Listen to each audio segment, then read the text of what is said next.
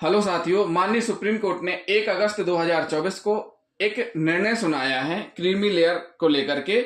SC ST reservation में creamy layer के बारे में बताया है।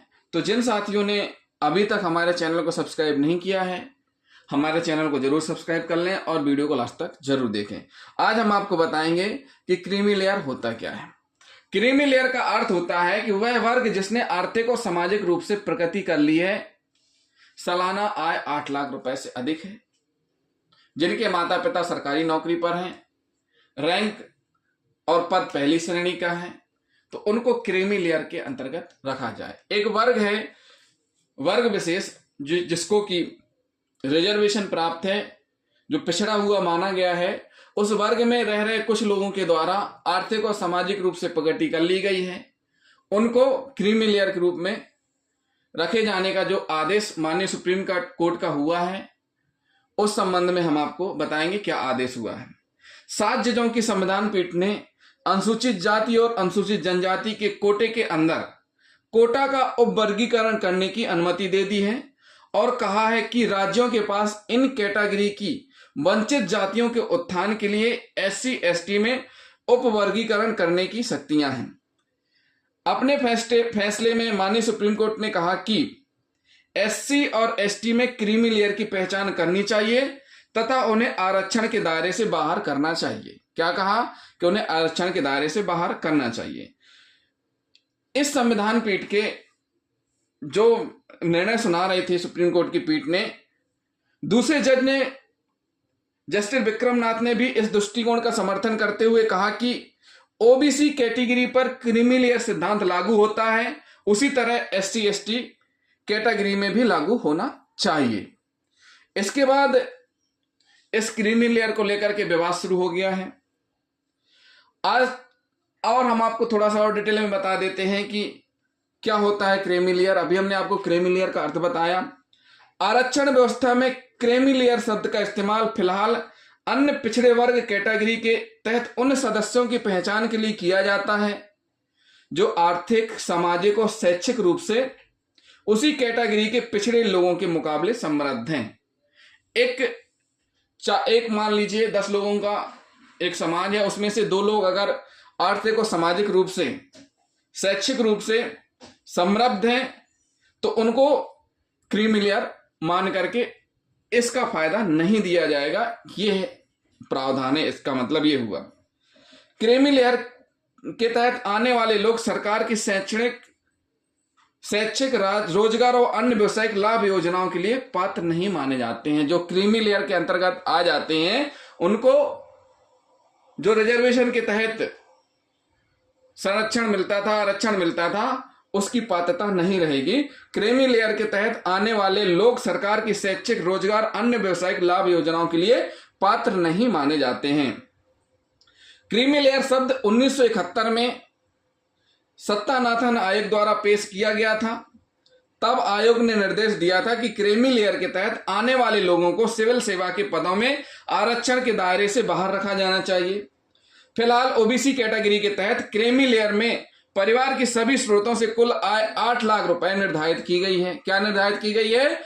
आय 8 लाख रुपए निर्धारित की गई है। यह सीमा समय समय पर बदलती रहती है, यानी 8 लाख रुपए से आय अधिक है अगर परिवार की, तो उसको फिर क्रीमी लेयर के अंतर माना जाएगा। और फिर क्या होगा? फिर सरकार की जो योजनाएं हैं उनकी पात्रता उनको नहीं रहेगी।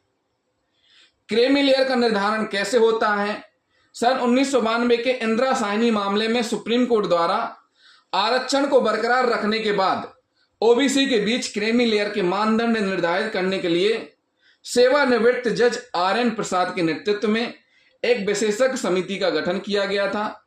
इस समिति के सुझाव पर 8 सितंबर 1993 को कार्मिक और प्रशिक्षण विभाग ने कुछ रैंक स्थिति आय वाले लोगों को विभिन्न श्रेणियों को सूचीबद्ध किया जिनके बच्चे ओबीसी आरक्षण का लाभ नहीं उठा सकते थे।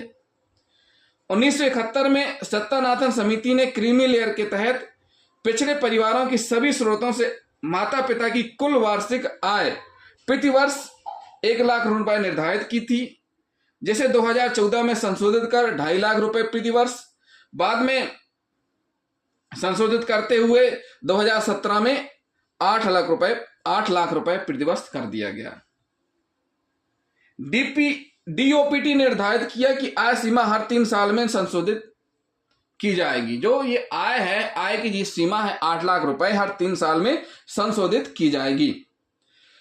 क्रीमी लेयर के अंतर्गत कैटेगरी, जो लोग सरकारी कर्मचारी नहीं हैं, उनकी सभी स्रोतों से कुल वार्षिक आय 8 लाख रुपए प्रतिवर्ष। क्रीमी लेयर के अंतर्गत कौन कौन आएंगे? जो सरकारी कर्मचारी नहीं है, उनकी सभी स्रोतों से कुल वार्षिक आय 8 लाख रुपए प्रतिवर्ष। जिन बच्चों के माता पिता सरकारी नौकरी में हों और उनका पद व रैंक प्रथम श्रेणी के अधिकारी का हो, तो वो भी क्रीमी लेयर के अंतर्गत आएंगे। 14 अक्टूबर 2004 को जारी डीओपीटी स्पष्टीकरण के अनुसार क्रीमी लेयर का निर्धारण करते समय वेतन या कृषि भूमि से होने वाली आय को शामिल नहीं किया जाता। हालांकि यह ध्यान दिया जाना चाहिए कि उपरोक्त के अलावा अन्य मानदंड इसमें शामिल हैं। अब सुप्रीम कोर्ट के फैसले के बाद क्या हुआ?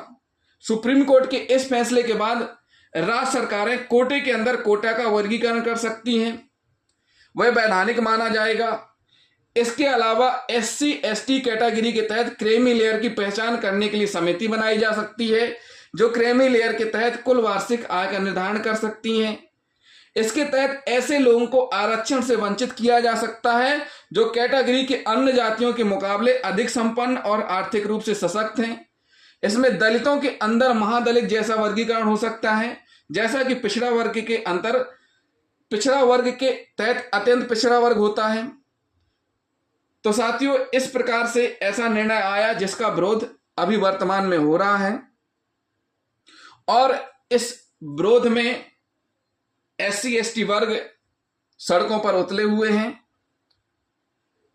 झारखंड, राजस्थान में, बिहार में इसका विरोध प्रदर्शन हुआ और विरोध प्रदर्शन करते हुए इस कानून को वापस लिए जाने के लिए ज्ञापन भी सौंपे गए।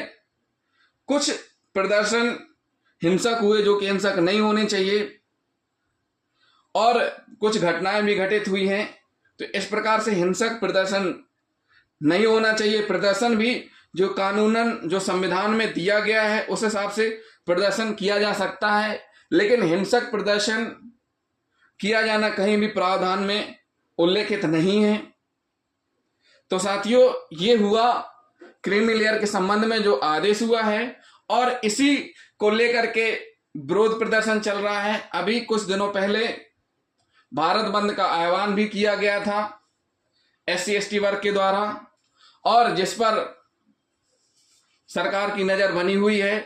और साथ ही साथ इस संबंध में आगे क्या होता है, क्या दिशा निर्देश होते हैं, केंद्र को तय करना है। तो साथियों, एक ऐसा फैसला है जिसमें माननीय न्यायालय ने स्पष्ट किया कि क्रीमी लेयर है क्या और उसका अर्थ क्या है, ये भी बताया है, और साथ ही साथ ये भी बताया कि किसको इसका फायदा मिलेगा और कौन कौन क्रीमी लेयर के अंतर्गत आएंगे। तो इस संबंध में ज्ञापन और विरोध प्रदर्शन हुए हैं, उपद्रव भी हुए हैं। तो साथियों, सभी लोग शांति व्यवस्था बनाए रखें, किसी प्रकार के उपद्रव या उपद्रवी संगठन में शामिल ना हो। तो जिन साथियों ने अभी तक हमारे चैनल को सब्सक्राइब नहीं किया, हमारे चैनल को जरूर सब्सक्राइब कर लें और वीडियो को लाइक और शेयर करना ना भूलें। थैंक यू साथियों।